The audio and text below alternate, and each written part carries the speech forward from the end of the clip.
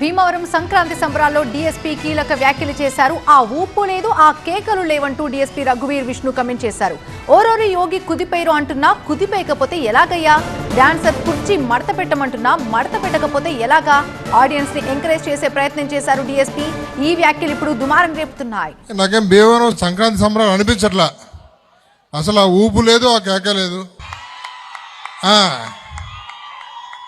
అలా ఉంటే బాగుంటుంది, కానీ ఏదో ఓరోరి యోగి కుదిపోయారు అంటుంటే కూడా ఎవరు కుదిపోకపోతే ఎట్లాగా? ఆమె కుర్చీ మడత పెడుతుంటే కూడా ఎవరు మడత పెట్టకపోతే ఎట్లాగా? Thank you, wish you all good luck.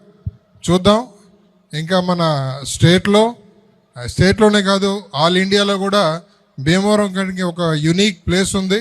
This is called as second Bardoli of India. మన భారతదేశంలో బార్డోలీ కంటే ఇంకా గొప్పగా ఇక్కడ ఉద్యమాన్ని ముందుకు తీసుకెళ్లారు. సో దాన్ని గాంధీజీ గారు గుర్తించి దాని సెకండ్ బార్డోలీగా మన భీమవరానికి ఆ పేరు వచ్చింది. కానీ ఎంతమంది యూత్కి ఈ మాట తెలుసునో నాకు తెలియదు. కానీ సో దయచేసి మన హిస్టరీని మనం ఒకసారి పునరావృతం చేద్దాం.